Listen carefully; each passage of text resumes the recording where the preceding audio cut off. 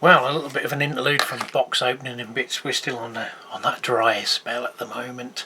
Excuse if it's a bit dingy in here, but one of the lamps has just gone in the ceiling light fitting, so I've only got the warm white and the ring light over there. So this is a 3D printing interlude. I did make a little tension lock uncoupling thing. It's a little bit short, but that's how it was designed. I might look for something else. But we had a bit of a fail here with the warpage and curvature. It was an hour-and-a-half print to do this box, which is supposed to have the cutout there for the alpha panel, the voltmeter that DCC Concepts do. So you can mount it on the front and then obviously put the box underneath. Like there's no holes there. There's holes at the back here for presumably where the panel would fit through, but I think without me digging it out, I think that's possibly a fail, so might have to look at that one again. So the point of this exercise really was I was looking for a 45-degree edge cutter, because I've bulk bought foam underlayment and laminate flooring underlayment to use on the track, but I thought that obviously the manufactured track underlay comes with a ballast shoulder at an angle, and short of sort of making something up and cutting everything with a utility knife, I wonder if some spark has come up with a 45-degree cutter. So I printed this off. It's in two parts. The first one was a fail, as it was sitting there on the print building up the layers. It for some reason scraped it, dislodged it, and that's game over then. It lost bed adhesion. So the second one I printed a raft on the base to give it a bigger surface area to stick down on, not knowing that the person had not really given any information at all on what this was built to do. As you can see, there's a couple of screw holes there that marry up with those ones to secure it in place. Now I was assuming it would take a box cutter utility type blade, and obviously you'd secure it in position and then just pass whatever it is through, obviously up to 6mm, because that's the idea of the gap, which would fit nicely with flooring because that's 5mm. But it's a scalpel blade. Not the end of the world, except all my scalpel blades are about half the diameter of that shank, so really without me investing in scalpel blades, it ended up not really being what I wanted.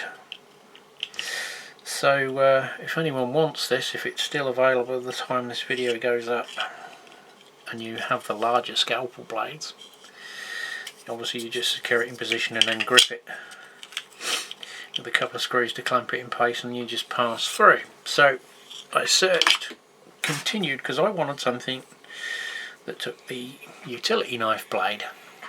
So this one just sort of holds it in a diagonal position, so obviously when this goes blunt you flip it around the other way, you get two shots in one go with a blade. Only screw I could find was this one, so it's a little bit long, needs trimming. So you've got your edge surface there to pass it through and then go over the blade. So I haven't got any underlayment here at the minute, so for the purpose of demonstration,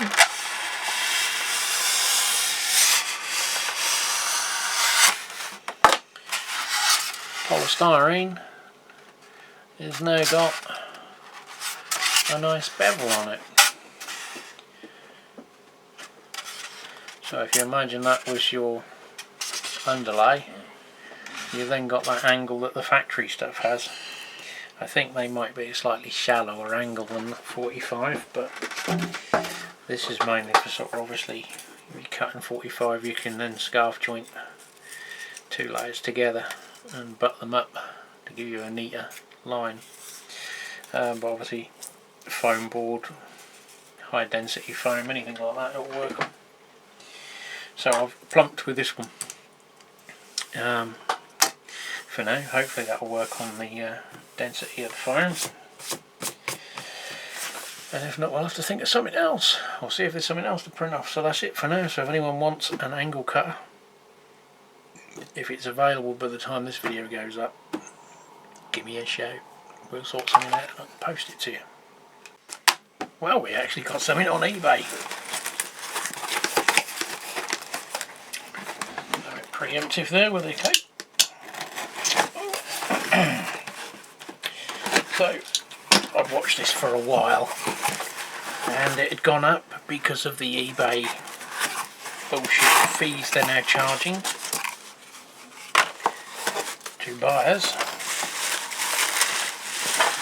And I watched it. I was debating on buying a new kit from Germany, which obviously was a lot more money, but it was cheaper than it was over here. But they've changed it slightly, as in you don't get as much for your money.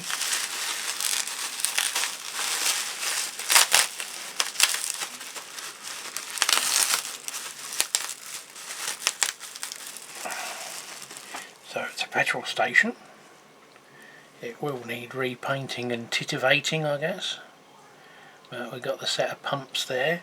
Now with the new kit you only get one set, not two.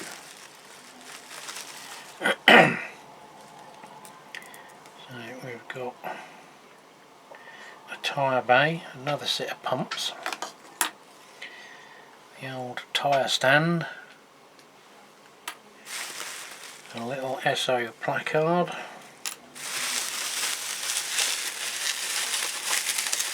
think that's it for that bit. So we're back. So it's a kibri kit, German, but it's sort of that 1970s, 80s. Sometimes they had a service or lubrication tyre bay and then a little shop and you went in and paid for your fuel. I was hoping probably in the latter days when I've got a colour printer, because I don't know whether you can see in there, it's a bit naff, the printed effect of a couple of people sitting down at a table and a desk. Doesn't really quite look right. There'd be a shop in there, or even in the older ones where there would be, which is why I was thinking on buying a new one, because obviously I could mess around with it from scratch. This one does look to have been assembled relatively well. Some of them do leave a bit to the imagination. Now over time the sort of glue marks do blemish the plastic, so it's going to need a hand paint carefully. Windows aren't too bad, there's a little bit of glue, but again, you know, worn out old building, usually weren't too big on keeping everywhere clean and spotless and presentable.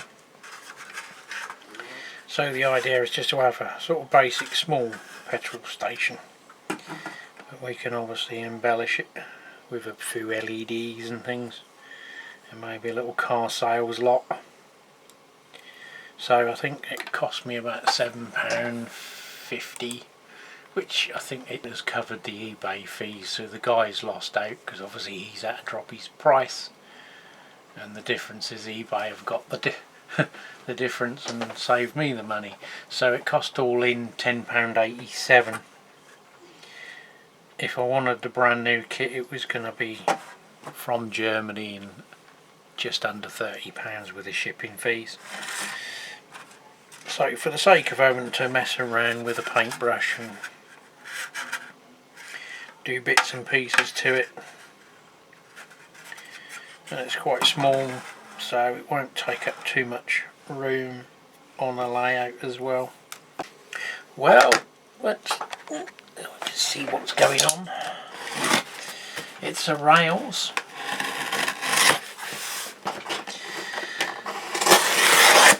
Order.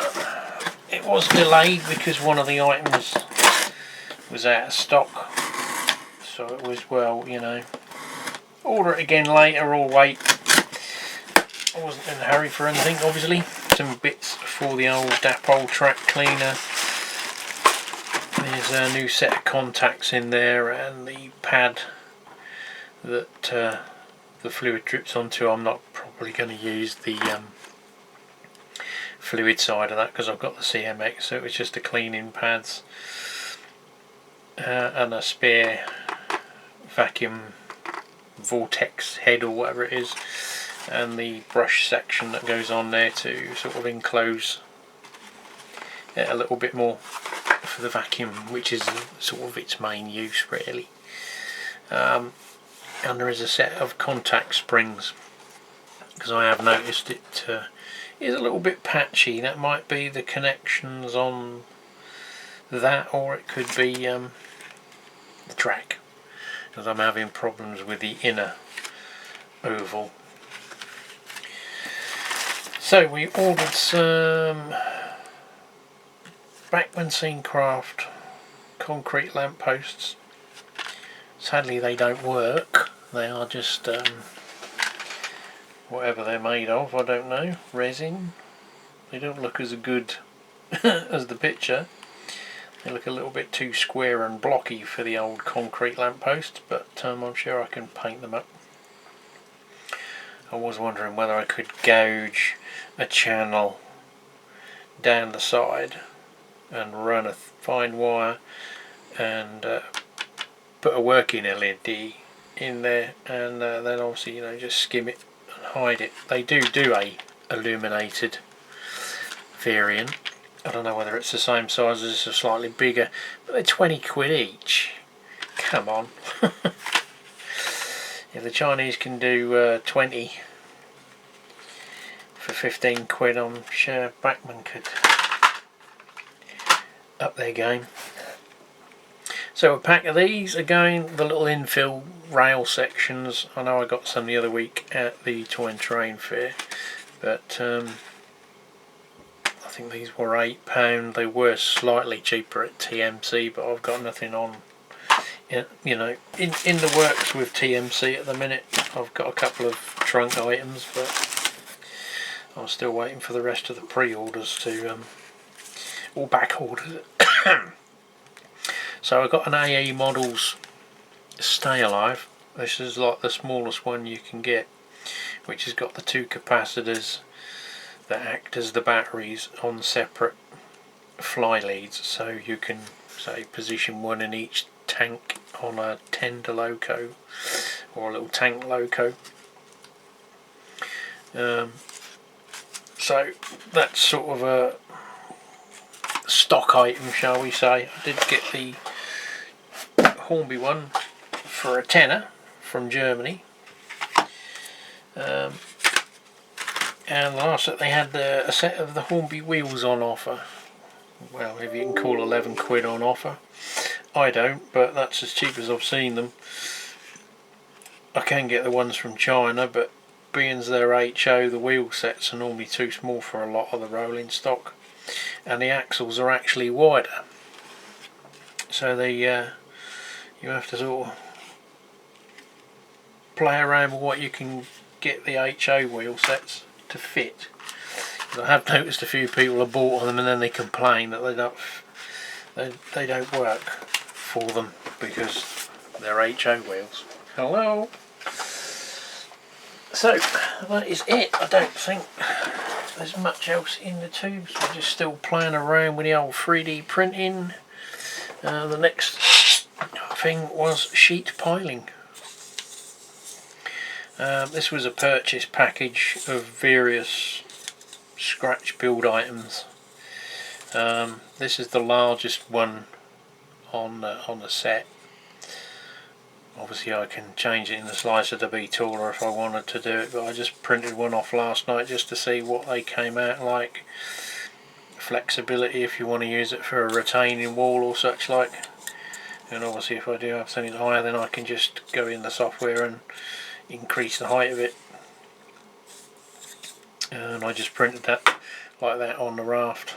To it came as sort of that design where you'd have to print a support on every channel, because obviously it can't print in thin air.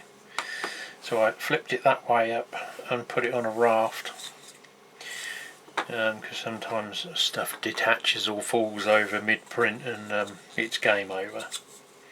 There's no coming back from that, which can be quite frustrating when, you know, you're an hour into an hour and a half print. But it does happen. But yeah, it was a print off as a trial. Obviously you could use this for dockside retaining. There's various scales on the set for different dimensions if you wanted to do a smaller scale pile for riverbanks and things like that. But yeah, it came out okay. Can't see the layer lines too bad. I mean, with a coat of spray primer and then rusting it up, wouldn't look too bad. So that's sort of another one for the possible retaining walls or something like that. I have got a brick one to print off as well, just to see what that comes out like and what the real world viewpoint is. But that's an hour and a half print, so I didn't leave it last night because it was half one. So that's it. Waffle no more. Catch you on the next one.